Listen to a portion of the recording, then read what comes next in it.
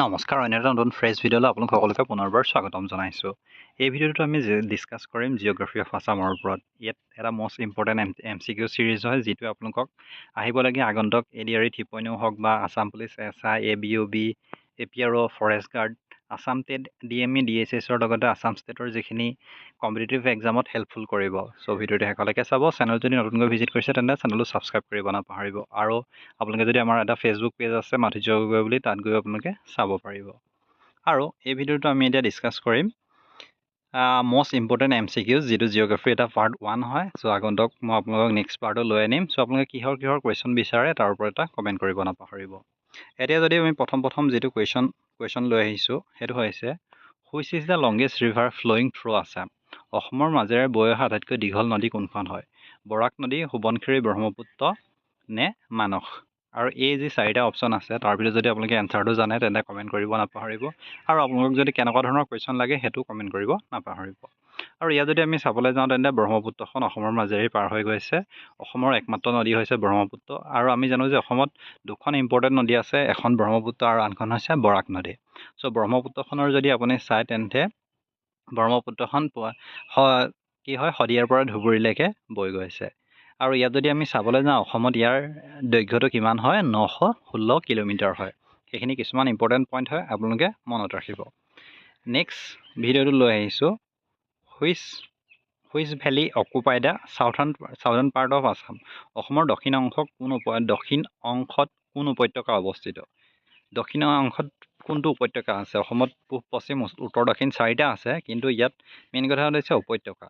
উপত্যকা যদি চাওঁ, ব্ৰহ্মপুত্ৰ উপত্যকা, বৰাক উপত্যকা, দিবাং উপত্যকা নে চিয়াং উপত্যকা? চ' প্ৰথম আপোনালোকে ব্ৰহ্মপুত্ৰ আৰু বৰাক ভেলী বুলি কোৱা মতে আপোনালোকৰ মনলৈ জানে যে অসমত ব্ৰহ্মপুত্ৰ আৰু বৰাক ভেলী দুটা আছে, কিন্তু ইয়াত দিবাং ভেলী আছে, চিয়াং ভেলী আছে।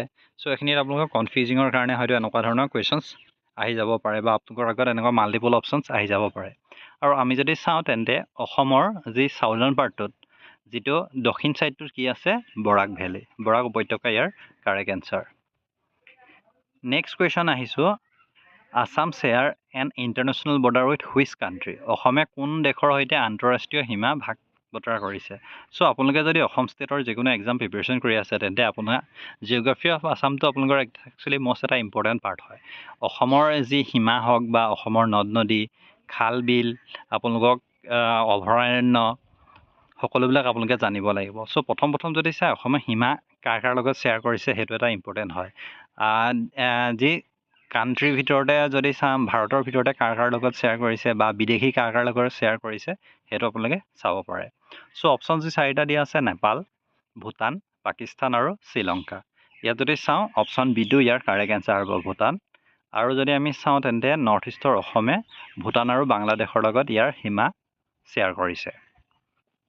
নেক্সট কুৱেশ্যন আহিলে আপোনালোকে চাব পাৰে। Next question, which wild life sanctuary in Assam is famous for 1 horn rhino'? বা এশিঙীয়া গঁড়ৰ বাবে অসমৰ কোনখন অভয়াৰণ্য বিখ্যাত?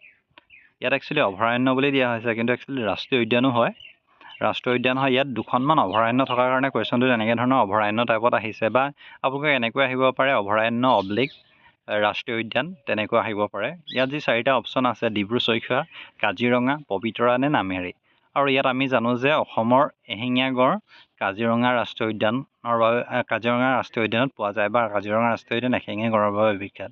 কিন্তু ইয়াত আপোনালোকক এনেকুৱা ধৰণৰ কুৱেশ্যন নাহি, ধৰি লওক এনেকুৱা আহিব পাৰে, ডিব্ৰু-চৈখোৱা ৰাষ্ট্ৰীয় উদ্যানখন কিহৰ কাৰণে বিখ্যাত? পবিতৰাখন কিহৰ কাৰণে বিখ্যাত? বা পবিতৰাখন ক'ত অৱস্থিত? নামেৰি ৰাষ্ট্ৰীয় উদ্যান ক'ত অৱস্থিত? নামেৰি ৰাষ্ট্ৰীয় উদ্যানত বেছিকৈ পোৱা জন্তুবিধৰ নাম কি? তেনেকুৱা ধৰণৰ কুৱেশ্যনছো আহি যাব পাৰে। চ' আপোনালোকে জিঅ'গ্ৰাফী অফ আছামৰ মই নেক্সট পাৰ্টটোত তেনেকুৱা ধৰণৰ কুৱেশ্যনখিনিয়ে লৈ আনিম, কিন্তু ফাৰ্ষ্ট পাৰ্টটোত অলপ ইজি টু মডাৰেটলি লৈ আনিছোঁ, যাতে আপোনালোকৰ নেক্সট পঢ়ি যাওঁতে সুবিধা হয় বা আপোনালোকৰ মনত ৰখাত সুবিধা হয়। ফাৰ্ষ্ট আপোনালোকে কমৰ পৰা যদি পঢ়ি যায় বা ইজিৰ পৰা পঢ়ি যায় তেন্তে আপোনালোকৰ পিছলৈ সুবিধা হ'ব মনত ৰোৱাত। এতিয়া আহিলোঁ আমি নেক্সট কুৱেশ্যনটোলৈ। Which is the highest peak in Assam? অসমৰ সৰ্বোচ্চ শৃংগ কোনটো হয়? নীলাচল, সিংহাসন, পাটকাই নে বৰাইল? আৰু ইয়াত যদি চাওঁ তেন্তে বৰাইলটো ইয়াৰ কাৰেক্ট এনচাৰ। আৰু এনেই যদি আপোনালোকে চাই which is the highest peak in Assam বুলি যদি আপোনালোকে গুগলত চাৰ্চ কৰে তেন্তে আপোনালোকৰ তুমজুং পিকো আহিব, যিটো বৰাইলতে অৱস্থিত হয়। চ' আপোনালোকে এইকেইটা মনত ৰাখিব। যি অপশ্যন 4টা আছে তাৰ ভিতৰত বৰাইলটোৱে সৰ্বোচ্চ শৃংগ হয়, কিন্তু আপোনালোকে গুগলত চাৰ্চ কৰি চালে আপোনাৰ টুমজুং পিক ওলাই যাব। নেক্সট কুৱেশ্যন আহিলে, how many district are there in Assam 2026? 2026 চন অনুসৰি অসমত কিমানখন জিলা আছে? আৰু এইটো একচুৱেলি আপোনালোকে কুৱেশ্যনটো এনচাৰটো টাইম লৈ বেলেগ বেলেগ পাব। চ' ইয়াত কনফিউজিং নহ'ব, আপোনালোকে এক্সামৰ আগত জাষ্ট ৰিচেণ্ট আপডেটটো সদায় চাই যাব। এই ভিডিঅ'টো বনোৱাৰ পিছতো হয়তো চেঞ্জ হ'ব পাৰে। চ' সেইকাৰণে আপোনালোকে পৰাপক্ষত এইটো কুৱেশ্যন যেতিয়া আপোনালোকে এক্সাম দিব, এক্সাম দিয়াৰ আগত আপোনালোকে এইটো চাই যাব, কিবা ৰিচেণ্ট কাৰেণ্ট এফেয়াৰ্ছত ইয়াৰ আপডেট আহিছে নি। আৰু আমি যদি চাওঁ 2026 চনত অনুসৰি অসমৰ মুঠ জিলাৰ সংখ্যা কিমান হৈছে? 35খন।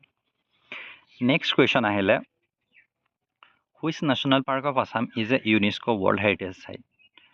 অসমৰ কোন ৰাষ্ট্ৰীয় উদ্যান ইউনেস্কো বিশ্ব ঐতিহ্য ক্ষেত্ৰ হয়? ওৰাং, কাজিৰঙা, নামেৰি নে ৰায়মনা? ইয়াৰ যি 4টা অপশ্যন দিয়া আছে তাৰ ভিতৰত কোনখন নেশ্যনেল পাৰ্ক হয় ইউনেস্কো বিশ্ব ঐতিহ্য ক্ষেত্ৰ?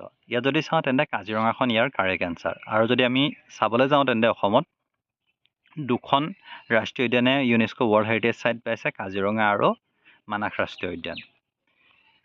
নেক্সট কুৱেশ্যন আহিলে, which river flows through the Barak valley? Barak উপত্যকাৰ মাজেৰে কোনখন নদী বৈ গৈছে? ব্ৰহ্মপুত্ৰ উপত্যকা, বৰাক উপত্যকা। ব্ৰহ্মপুত্ৰ উপত্যকাৰ কথা আমি সকলোৱে জানো, কিন্তু বৰাক উপত্যকাৰ কথা হয়তো কিছুমানে পঢ়াত অলপ হেৰি হয় বা বৰাক উপত্যকাটো নাহিব পাৰে বুলি নাচায়, কিন্তু বৰাক উপত্যকাৰো ব্ৰহ্মপুত্ৰ উপত্যকা যিদৰে ইম্পৰ্টেণ্ট হয় বৰাক উপত্যকাৰ সেইদৰে সমানেই ইম্পৰ্টেণ্ট হয়। বৰাক উপত্যকাত আমি জানো যে 3খন জিলা আছে, কাছাৰ, হাইলাকান্দি, কৰিমগঞ্জ। চ' কৰিমগঞ্জৰ যদি চাই তেন্তে ৰিচেণ্ট নামটো কি হয়? শ্ৰীভূমি। সেইখিনি কথা ইম্পৰ্টেণ্ট হয়, আপোনালোকে সেইখিনি কথা মনত ৰাখিব। আৰু ইয়াৰ যি 4টা অপশ্যনৰ ভিতৰত যদি চাওঁ ব্ৰহ্মপুত্ৰ, জীয়া ভৰলী, বৰাক নে ধনশিৰি? চ' আমি জানো যে বৰাক ভেলীত কি বৈ গৈছে? বৰাক নদীখন। নেক্সট কুৱেশ্যন আহিলে, which is the largest city of Assam? অসমৰ সৰ্ববৃহৎ নগৰ কোনখন হয়? যোৰহাট, ডিব্ৰুগড়, গুৱাহাটী নে শিলচৰ? আৰু ইয়াত যদি আমি চাবলৈ যাওঁ তেন্তে ইয়াৰ যিটো কাৰেক্ট এনচাৰ হ'ব সেইটো গুৱাহাটী। কিন্তু আপোনালোকক গুৱাহাটীখন হয় লাৰ্জেষ্ট চিটি হয়, কিন্তু এতিয়া ছেকেণ্ড চিটি কোন হয়? ডিব্ৰুগড়খন হয়।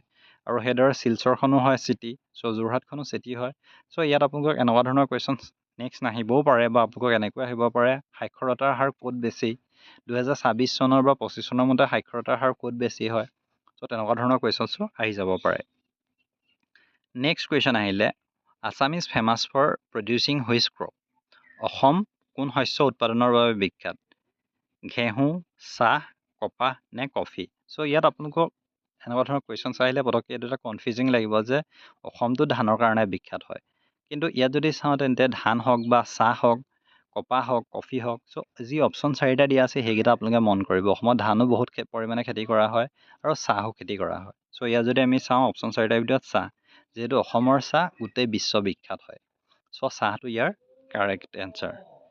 নেক্সট কুৱেশ্যন আহিলে, which hill range lies in southern Assam?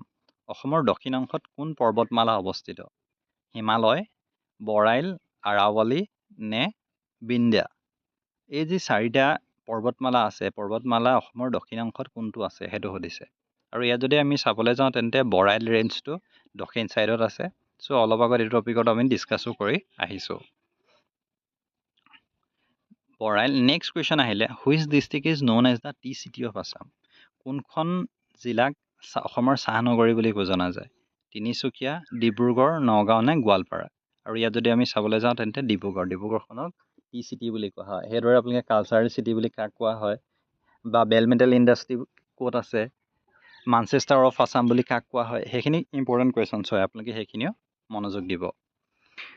Next question আহিলে, which is the state animal of Assam? অসমৰ ৰাজ্যিক প্ৰাণী কোনটো হয়? Elephant, one horn rhino, tiger নে হৰিণ? ইয়াত যদি আমি চাবলৈ যাওঁ তেন্তে অসমৰ ৰাজ্যিক পক্ষী কি হয়? আমি সকলোৱে জানো যে এশিঙীয়া গড়, ওৱান হৰ্ণ ৰাইনো অসমৰ বুলিয়ে নহয়, একচুৱেলি ওৱান হৰ্ণ ৰাইনো অসমৰ ভাৰত বিখ্যাত বা বিশ্ববিখ্যাত। Assam experience which type of climate? অসমত কেনেধৰণৰ জলবায়ু দেখা যায়? অসমৰ যি জলবায়ু কি হয়? ডিজাৰ্ট, মৰুভূমি, ট্ৰপিকেল মনচুন, পলাৰ নে মেডিটেৰিয়ান, ভূমধ্যসাগৰীয়?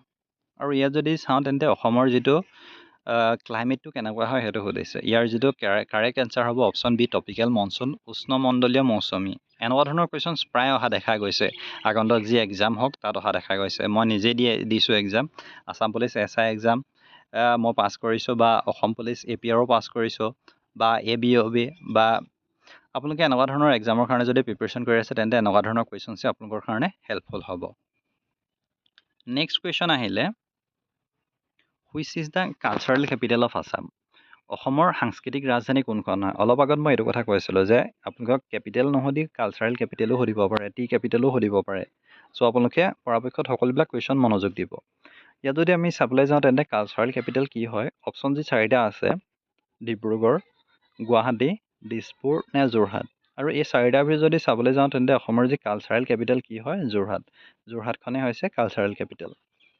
নেক্সট কুৱেশ্যন আহিলে which river is the largest tributary of the Brahmaputra in Assam অসমত ব্ৰহ্মপুত্ৰ নদীৰ আটাইতকৈ ডাঙৰ উপনদী কোনখন হয় সেইটো সুধিছে মানস সোৱণশিৰি কপিলী নে ধনশিৰি আৰু ইয়াত যদি আমি চাবলৈ যাওঁ তেন্তে অসমত ব্ৰহ্মপুত্ৰৰ আটাইতকৈ ডাঙৰ উপনদীখন হৈছে সোৱণশিৰি ধনশিৰি নহয় সোৱণশিৰিখন হৈছে ব্ৰহ্মপুত্ৰৰ আটাইতকৈ ডাঙৰ উপনদী নেক্সট কুৱেশ্যন আহিলে এই কুৱেশ্যনটো আপোনালোকে মনত ৰাখিব which district in is famous for traditional mask making কোনখন জিলা একচুৱেলি পৰম্পৰাগত বা ট্ৰেডিশ্যনেল মুখা বনোৱাৰ বাবে বিখ্যাত মুখা শিল্প বা মুখা ক'ত বনোৱা হয় মাজুলী যোৰহাট লখিমপুৰ নে গোলাঘাট এই যি চাৰিটা অপশ্যন আছে তাৰ ভিতৰত মাজুলীটো কাৰেক্ট এনচাৰ হয় কিন্তু আপোনালোকক যদি মাজুলীৰ সলনি বেলেগ অপশ্যনো দি দিলে হয় তেতিয়া কিন্তু একচুৱেলি কনফিউজিং লাগিলেহেঁতেন চ' ইয়াৰ যিটো কাৰেক্ট এনচাৰ ট্ৰেডিশ্যনেল মাস্ক মেকিঙৰ কাৰণে কোনখন জিলা বিখ্যাত হয়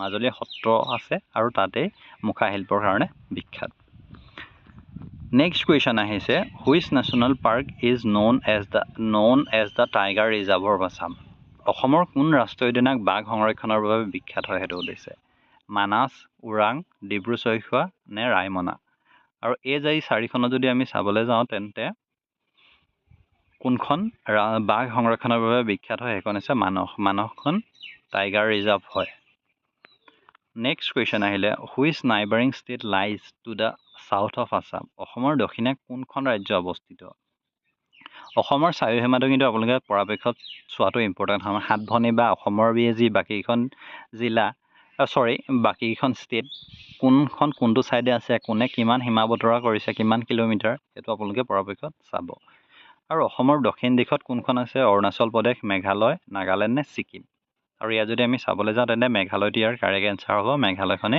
দক্ষিণ ছাইডটোত আছে নেক্সট কুৱেশ্যন আহিলে which Iceland is the world largest inhabited river island পৃথিৱীৰ সৰ্ববৃহৎ জনবসতিপূৰ্ণ নদীদ্বীপ কোনটো হয় উমানন্দ মাজুলী ভৱানী নে শ্ৰীৰংগম আৰু ইয়াত যদি আমি চাবলৈ যাওঁ নদীদ্বীপ বুলি ক'লে মাজুলীৰ কথা মনত আহে মাজুলীয়ে একচুৱেলি কি হয় ৱৰ্ল্ড লাৰ্জেষ্ট ইনহেবিটেড জনবসতিপূৰ্ণ নদীদ্বীপ চ' আপোনালোকে আশা কৰিছোঁ এই ভিডিঅ'কেইটা ভাল পালে যদি ভিডিঅ'কেইটা চাই ভাল পাইছে তেন্তে লাইক কৰিব এটা কমেণ্ট কৰিব নাপাহৰিব যদি ফেচবুকত চাইছে ফেচবুকতো কমেণ্ট কৰিব নাপাহৰিব আমাৰ এটা টেলিগ্ৰাম গ্ৰুপ আছে বা এটা আমাৰ হোৱাটছএপ চেনেলো আছে তাতো আপোনালোকে জইন হৈ ল'ব পাৰে য'ত আপোনালোকে PDF-খিনি পাই থাকিব যদি আপোনালোকে জইন হ'ব বিচাৰে ডেছক্ৰিপশ্যনত ইয়াৰ লিংক দি দিম তাৰ পৰা গৈ আপোনালোকে জইন হৈ ল'ব পাৰিব ইমানেই আছিলে ধন্যবাদ